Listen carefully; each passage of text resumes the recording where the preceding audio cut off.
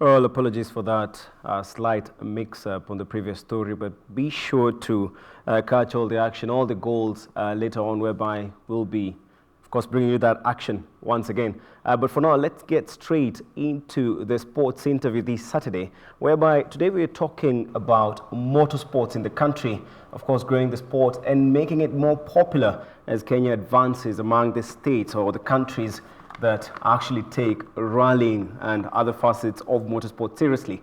And in studio, we are joined by the, of course, rallying legend, Azar Anwar, as joining us here in studio. And on the other side, we have Omondi. And the two are actually running an initiative where they are trying to popularize the sport amongst Kenyans in a move aimed at encouraging more drivers to take up rallying in the country. Of course, thank you very much, gentlemen, for joining us here tonight. And maybe I can start with Anwar. Maybe tell us, what have you been doing besides the initiative that we'll be talking about here today since you stopped racing? Yeah, a few years ago, I was sort of retired from active Kenya National Championship competition. I did a little bit of autocross. I think I won the autocross championship in 2017. And then I started building an old classic rally car, BMW. So that I'm still working on it slowly, and I hope I'll be able to race with it. But when I was little, I had a dream I want to race, and it has always been a passion to do this. And people still keep contacting me every now and then. How do I get into rallying? How do I, Safari Rally is now a big thing because we've been included in the World Rally Championship calendar, and it has motivated a lot of people that we want to rally, we want to come in. Okay. Yeah. Now, Omondi, maybe we can start with you talking about the initiative that, of course, we're here tonight discussing. What informed the decision to, actually get up and say, hey, rallying is becoming, popular all around the world, and since Kenya has been a giant from past years, really. Remember the iconic Safari Rally back then. But then again, what informed this decision to start with, for lack of a better word, rookies, people who actually have no idea whatsoever about rallying? Thank you, Richard. Rallying is a very interesting game, and we have good number of enthusiasts who are interested in joining rally. If I'll talk about myself a bit, it took me years to be into rallying industry, or rallying family.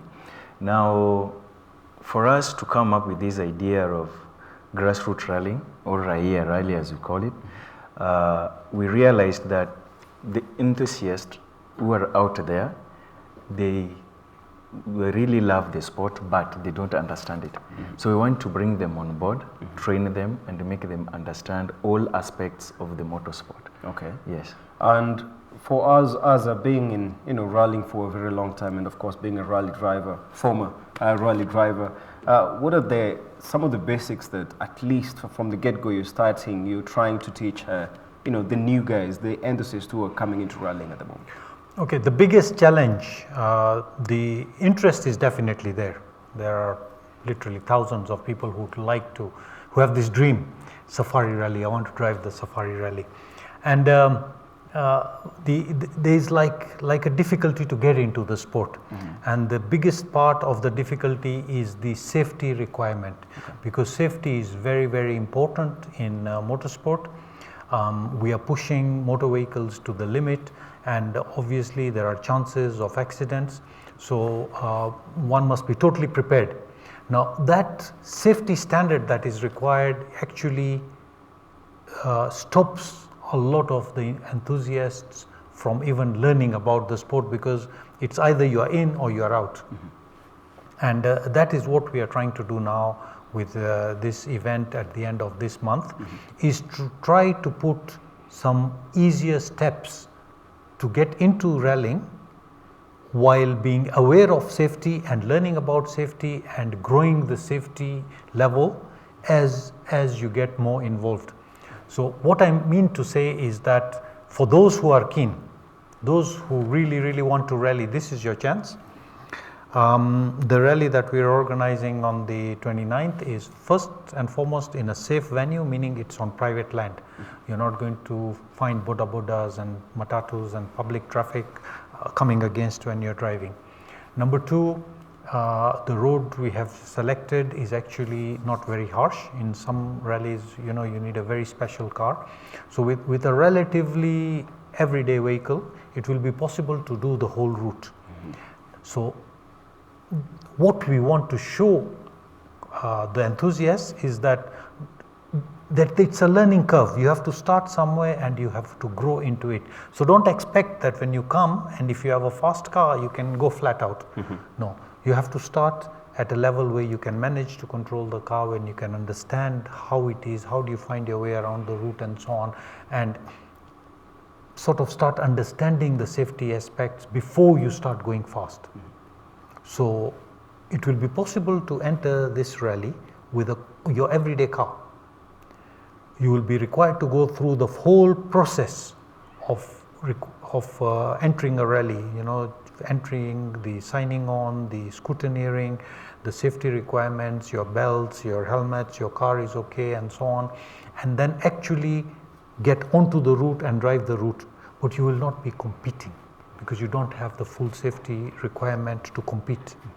But you will be able to actually experience what it is like to get into a rally, to drive on the rally route, to book into the controls and to reach the finish of the event. That is the first step that we are creating for serious people to come and actually get a feeling of the rally and learn how is it in a rally. Okay. Now, Omondi, as Azar mentioned, you'll have entrants really allowed to use an everyday car. Yes.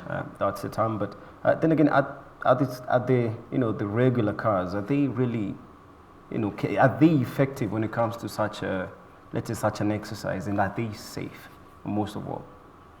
For rallying purposes, full rally, you're required to have full built rally car.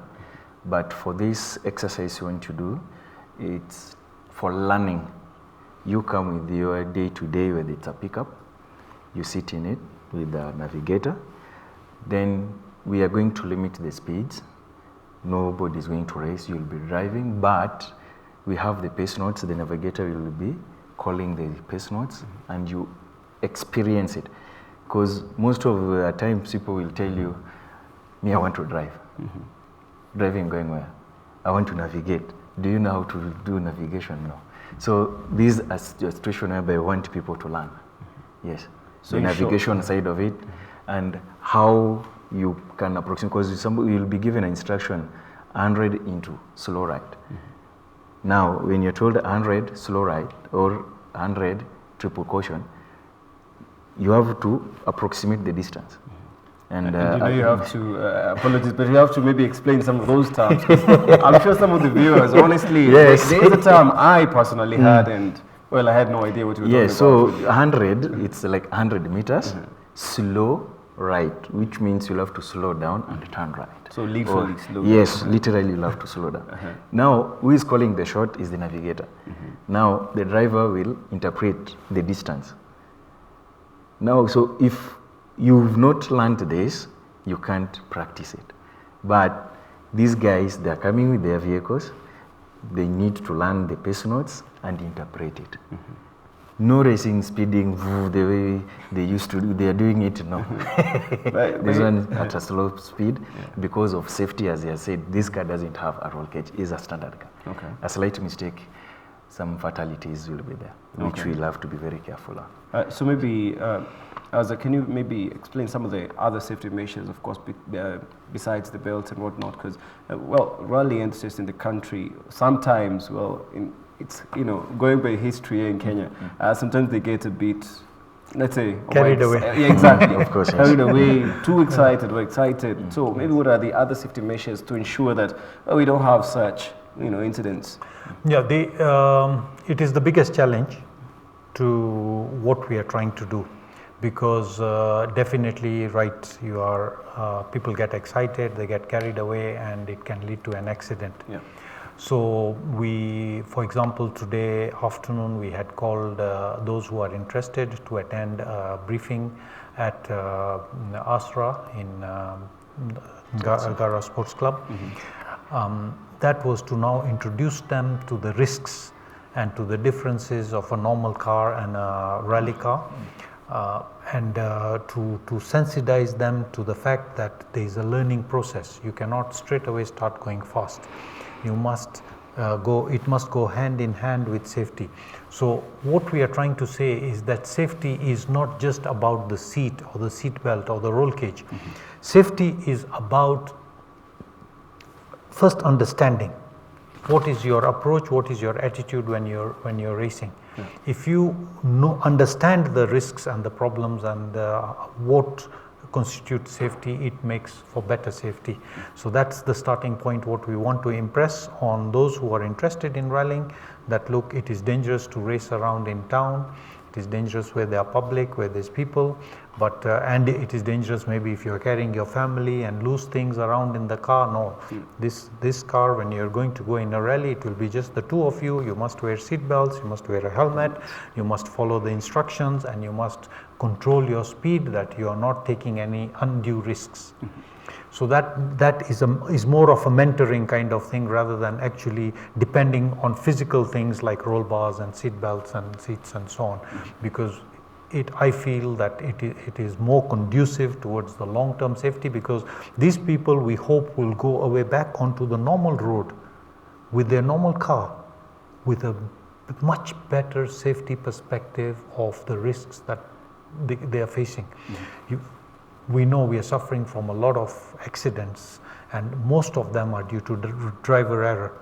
So if the drivers that can get excited and start racing in town, instead of doing that, they come and attend the event and actually go through our training, they will come out with a better understanding and probably be safer drivers on the road, having attended a rally training, because they will have understood the risks and what not to do.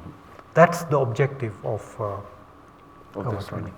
Now, Omondi, help me understand something, because it seems like there's a lot going on in this. With the training, getting to make people understand all the rallying rules, the safety rules, and all that. This is the initiative. Is it maybe a short-term thing, or has it been going on? And if so, how many of these are we going to see over time? Because, well, it can't take only once to get people interested and give them the knowledge to rally. So maybe you can expound more on that. These events has been there.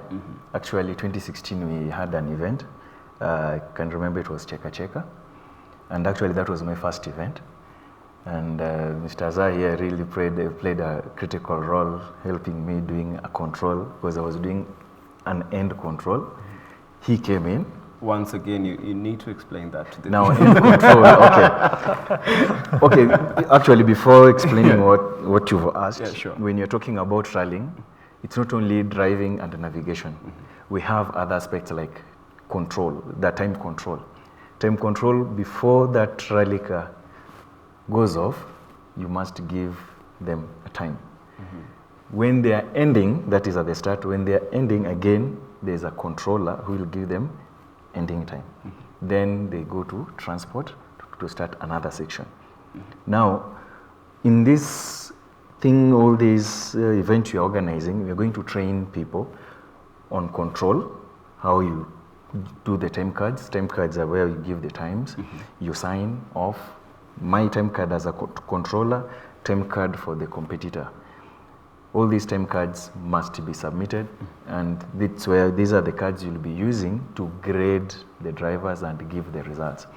Now, apart from time control, you come to safety, whereby this car will have to be scrutinized and the standards that must be met. Then we have the safety now on the track, whereby we have the midpoints, we have the radio controllers within, we have the medical team, that is the ambulances within the truck.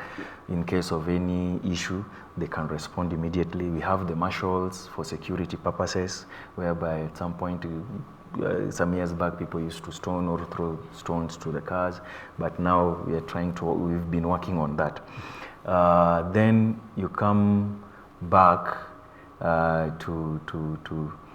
from safety, security, marshal I've talked about, control I've talked about. Then we have the secretariat to the other side. Somebody must sit somewhere to organize all these things, the paperwork and all that. Then in between again we have the CRO, the somebody competition relations officer between the competitors and the office. You get it? Okay. Yes. Then so many things are involved in rallying, not only driving and navigation. Yes. Actually, time control is very critical. Very, very critical in any rally. And a minute will cost you. Mr. Azar will tell you, a minute will cost you. If you delay just a minute, it will cost you a penalty. So all these are the things we are looking at. The enthusiasts who are there, the people who have come for training, they will now do it practically. So 2016 we did Cheka rally in around Ngong Hill. It was well, we had good number, we had 2 areas, the experienced drivers came, and we had the training, we can call the amateurs. They were trained and it was very lively, people enjoyed, and we called for more. Calling for more, that is 2017, we did a Badea rally. Again, we had the numbers, people came, it was fun. It's only that last year we didn't do, but again this year we want to do it. And we are praying and having hopes that next year now we'll be consistent.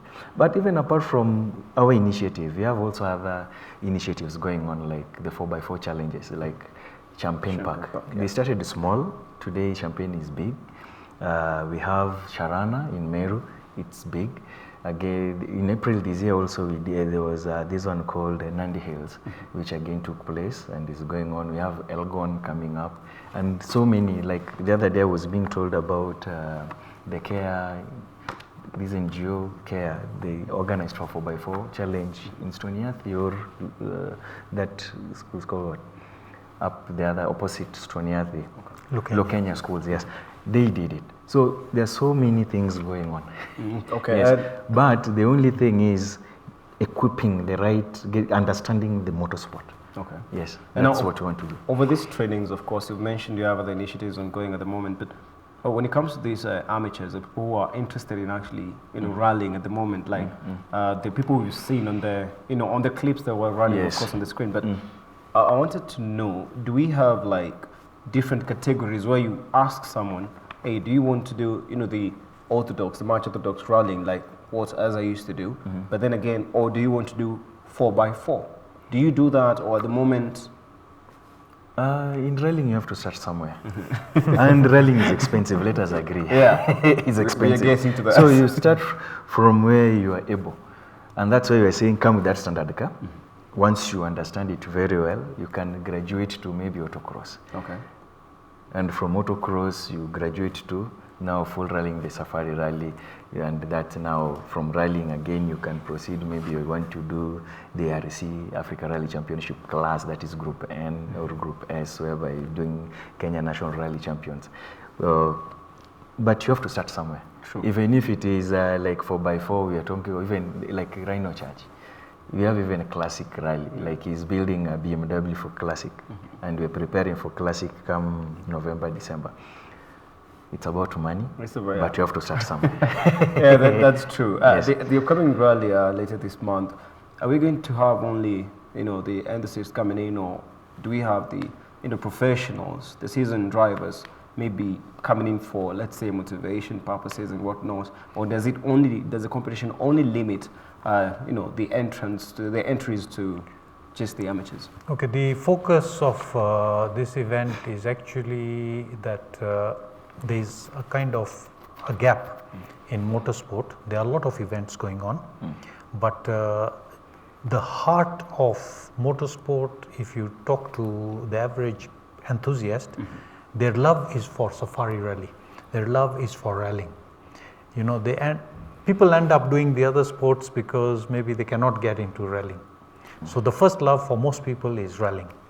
Now, in rallying in Kenya, we have a very rich history, a long history, but there is a lack of grassroots activity. That easiness to come into, or that guidance to get into the sport and to climb up in the sport. So what we are focusing on is to fill that gap. And what it needs is actually something very simple. We need something like a national rally championship, which we have at the big level. We need a smaller one, like a junior championship. Let's call it a training rally championship. That doesn't exist. We used to have that. I grew up in that. I did my training in training rallies. Now somehow it died along the way. So we need to revive that. And to do that is very simple. It's just to run the sort of events we are running, but not just one a year. You need at least maybe 4 or 5 a year. And to do those 4 or 5 a year, we are keen to do it. It is just that we need some support, financial support, sponsors and so on. And when there are regular events like that, 4 or 5 a year, then what will happen is the people will get a bit serious about doing the event and about preparing the cars and so on. They have old rally cars just lying around. So they're going to dig them out and start preparing them and start waiting for the next event, and especially if it's a championship. Now it will be people who are not really the big names, they will get a chance to be champions in the junior. So there will be hot competition there, and that will make the sport grow. Okay. Because it will be across the country, it will be grassroots, it will be more affordable. People can come with their old cars, which now they find they can't be competitive in the big championship. So it becomes something for them to do, rather than now the cars are just lying around unused. And people have invested in those rally cars. They are like literally more than, I would say more than 100 cars lying around in this country that are not being used currently. So we are trying to get them to come out with those cars. And at the same time, it connects to something else. Rallying is not doing so well because we are depending on vehicles that are built overseas and developed overseas. Because my resources were limited, all the cars I rallied with, we developed them and built them locally. And we've shown that by building a car locally, you can still be a champion. I've won many times, but it was a lot of effort. Yes. So that is a gap which needs to be taken to the public and to the industry, and to show that, look, we can do this here locally. We don't have to just depend on unaffordable rally cars from overseas, which only a handful of people can afford. We can develop our own local standards of safety and building cars and parts and so on, which is an industry on its own. And it's a very big industry, which is actually not existent in Kenya. We have the engineers, we have the industry, we have the skill, but we're not doing it. We're not developing competition cars and parts here. To give you an idea how big that market is, England is just a small island compared to the size of Kenya, population wise. I mean, in England there was no motorsport 100 years ago. Motorsport started maybe 70, 80 years or something. We have had the safari rally here now for more than 60, 70 years? Yeah. So what do we have to show for having active motorsport here compared to England? England's motorsport turnover, you will not believe, per annum is not in millions of pounds, it is in billions of pounds. Yeah? The number of qualified engineers employed by the industry, over 25,000. The export only out of England per annum, 3.4 billion pounds, not shillings, pounds. Now, you look at Kenya, 70 years we've been in motorsport, there's a lot of interest, rallies are going on, national championship and so on. What is the industry? Almost nil. We are just buying from England and from other places, and we're doing this. But we have the skill to do it ourselves. It just needs a slight change in the approach and a vision that this is where we want to go. We're going to develop our own, a national spec rally car. It is allowed by the international organizations, FIA and so on. National spec rally car involves the local companies. If it is the dealer, for example, for Toyota or for Volkswagen or whatever, and that machine should be developed to our standards, to our budgets. And then the racing will grow. Then grassroots will grow. Of course, Azar, we're talking in keen detail, of course, about all the challenges of rallying and, well, the positives, the negatives, well, everything about rallying really. And our gentlemen, is really short of time. I just need less than 10 seconds, just the parting shot to the fans you expect to come out for the rally, and of course the entrants who want to participate in that rally. Less than 20 seconds, kindly. I would say this is the chance for anybody who has a dream for rallying. Get in touch, enter the event, look up Raya Autosport. You'll be able to get or ask just any motorsport enthusiast, and come and have a go. Monday, it's your turn now. Yes, for the rally fans out there interested to join rally family, feel free. You can contact Autosport, Raya Autosport Development, or Azar, that is Abdul Sidi Rally Academy, for your trainings, and we'll be there to help develop your career. Okay, thank you very much, gentlemen, for joining us in Studio 8, KBC Channel 1 Sports, and we sure do hope that the viewers have at least gotten a glimpse of what is needed, and for those interested, you've heard from the gentlemen, you can get in touch, you can participate in the upcoming rally, all the trainings and whatnot. Well, for now, we're going to be, closing the Channel 1 weekend news, but remember to stay tuned in to subsequent bulletins for more news and updates, be it business, sports, or even political matters. Well, have a great night. I'm Richard Munga. See you again tomorrow.